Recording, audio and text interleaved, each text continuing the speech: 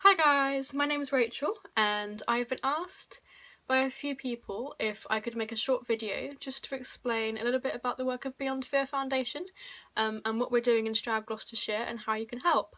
So, this is what I'm doing. Please forgive my bedroom setup video skills. I'm not great at videoing, so we'll see how this goes.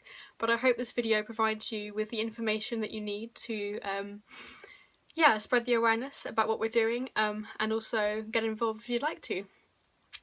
So the Beyond Fear Foundation is a small Gloucestershire-based organisation. We're registered with the Small Charities Coalition, but we're not currently registered with the Charity Commission because we are a very small organisation with a turnover of less than £5,000 a year. So if we were to increase our size, increase our intake of donations and turnover, then we would become a bigger charity. So at the moment we're very small and we work primarily in Gloucestershire, mainly in Stroud actually, so shout out to all the Stroudies. So the main focus of Beyond Fear Foundation is to support people affected by eating disorders in the local area. So I myself am an eating disorder survivor. I had anorexia for 5 years and I spent a year of that in hospital. So I was hospitalised in Maidenhead, which is near London, and I spent a year there. So I had a very intense experience of an eating disorder myself, and I also am now fully recovered. So I haven't heard the anorexic voice in over 2 years. If you meet any of my friends, they'll all say, yep, she's made such a difference, she's made such a change in her life and she's no longer affected by the eating disorder. So that's something that I'm really proud of and something I can share more about in another video if you'd like me to.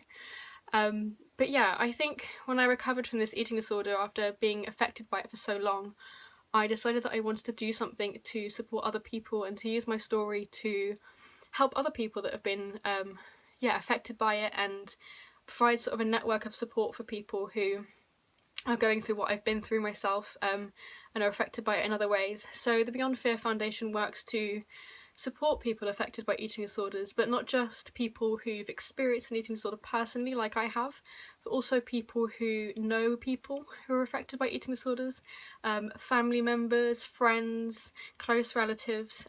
We work with anybody who has been affected in some way and has a story to tell and needs support. So we currently have 2 support groups running in Stroud. The first support group is the one that's been going for the longest. It was the start of the organisation. I set up the support group in January 2016 and it runs fortnightly. It is a support group run by volunteers like myself and other people who are now associated with the charity. And it is just a support group for anybody affected by an eating disorder. So it could be sufferers, parents, carers, anybody that wants to come along and just gain some extra support. We've had grandparents come along before as well, and it's just a really open, friendly group, completely confidential, completely just a safe environment for people to talk and share. And the feedback we've had has been really, really amazing. So this group has been running for 18 months now. And so we became a charity in August 2016, so this group was the precursor, it kind of was running beforehand, and I decided that I wanted to make it something bigger.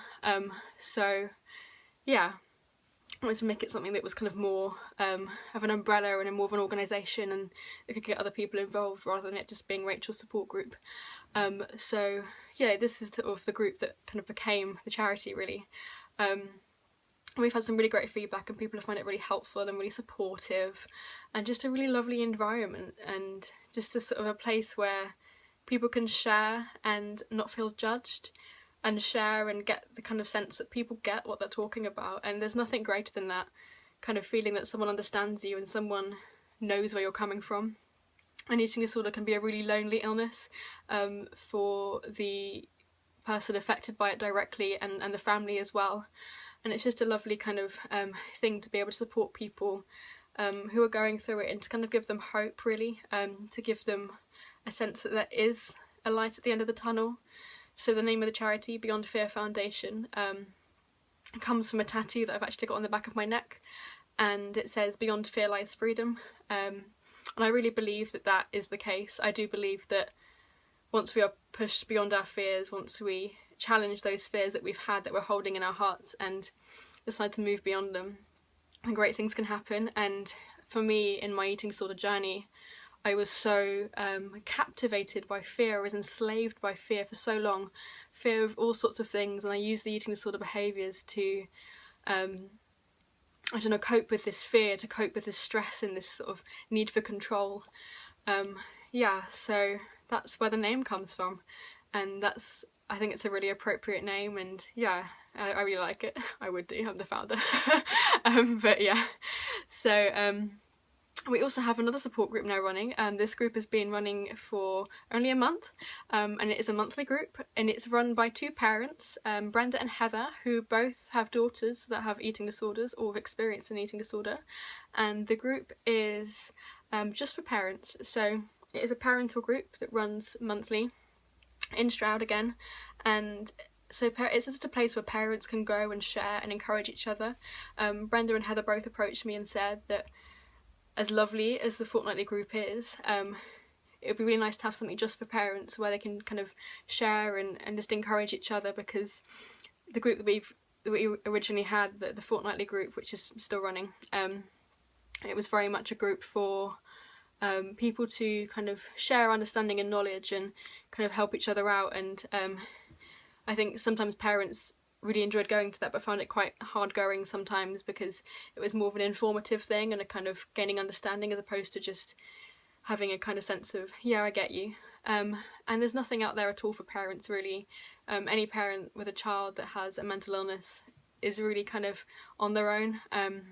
There's nothing provided by the NHS, or there aren't really support groups, so this is a really nice, amazing initiative that Brenda and Heather decided to kind of set up underneath Beyond Fear Foundation. So that became our second support group. We also have kind of other goals that we're really keen to work towards. So something that I'm really personally keen about is to set up something called a recovery library.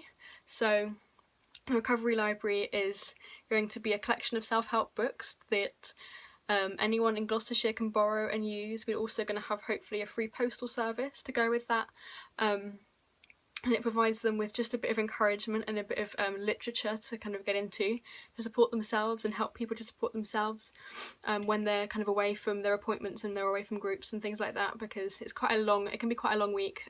Say if you've got an appointment with your therapist in the week and then you've got the support group this week or whatever, but then kind of there's a lot of time in between those things, and it's just sort of something that I think would be really beneficial to people, and it kind of gives them a free resource as well. I'm really keen to keep these things free for people. So we're currently fundraising for that. It's going to cost us about £1,000 to buy the books that we need and the literature that we need, as well as audiobooks, because I also found that when I was struggling with my eating that I couldn't concentrate properly on reading, and I didn't read any books for a good number of years. And you can see behind me now I've got a lot of books, but there was a time when I couldn't read, and so audiobooks are a really nice kind of way of getting that knowledge and kind of providing them with something that is beneficial but doesn't require so much concentration. So we're kind of keen to do that, and also the postal service is going to cost us as well, but we're keen to keep this sort of thing free for people. So that is going to cost us about £1,000. Our other running costs are room hire. So for our support groups, it does cost to use the places that we hire out to hold these groups in, and also for guest speakers, beverages. If we have a facilitator come from a bit further away, we pay them mileage because that's only fair, and things like that. So it's the running costs of these things that are kind of all kind of go underneath the radar of a lot of people. People don't realise that actually these things do cost, even though myself and all the facilitators of the support groups that come, they're all volunteers. All the trustees are volunteers, everyone involved is a volunteer. We're not in this for profit at all, but it's just sort of one of those things. Life does cost, and yeah, it's sort of important that we keep these things running despite that. So those are the kind of things that money is needed for, really. But yeah, it's such a great organisation. I know I would say that, but we're really, really pleased with how it's going.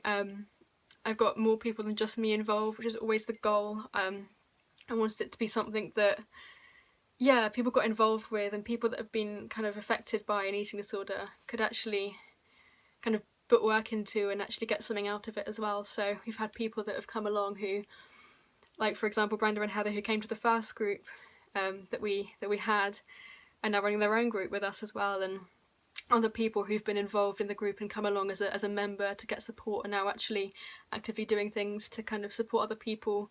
And it's really lovely to see people come and kind of make milestones and support each other and just make steps. It's really lovely to see. And the network of support that's provided as well is really lovely. It's nice to see people supporting each other outside of group time, and doing it in a really lovely way. We do have facilitators in each group, so I'm a facilitator. I was running the groups from the start, and also I've got a number of people that come along and run the groups for me when I'm studying at university, and it's all kind of a very safe environment. So if there's any talk of negativity, if there's anything that is inappropriate that's said, the facilitator's there to stop that from happening. We've never had any problems really. Everyone that's come along has been so lovely and willing to support other people and to learn and to gain knowledge really. I must say that we are a peer support organisation, and so I'm personally not a counsellor or a therapist. I aim to get there one day, but I'm just a person who has experience in eating disorder and wants to help other people. We do have certain professionals involved. One of my trustees is Richard. You may see him around if you come to a support group. He's a clinical psychologist. However, the main focus is peer support, and it isn't a therapy group as such, so we don't kind of provide therapy to people, we just provide sort of support and encouragement. So it is important that people who do come along to groups and come along to things that we organise, if we do any events or anything like that, that they are getting support from elsewhere. And so that's sort of something that we do encourage, absolutely. And it is always worrying if someone comes along and isn't getting support from the areas they should be as well. But we do find it really beneficial. And we see it's really beneficial for people to be able to share and to just be honest with other people, and actually be in an environment where people understand, and it's a bit less isolating as well to have a group of people who understand and can really empathise with what others are going through. So I think that's the essence of Beyond Fear Foundation. I said I'd keep it short, and I haven't really. I have talked for quite a long time, and I'm really sorry. But I hope this provides a bit of information about what we do, and kind of how you can get involved is to donate if you're willing to financially donate. Obviously I kind of just outlined a bit of the cost there that we have, and kind of what we're working towards as well. So we're always looking to kind of expand as well, so we're looking to kind of set up more groups in Stroud, potentially, or Gloucester, Cheltenham. We're kind of looking to kind of go elsewhere as well. So everything is kind of costing, and kind of we're looking to kind of up the levels of the charity organisation as well, and kind of get to another level where we can start, helping more people and getting a better income, applying for different grants. Grants are really hard to get these days, money from the government,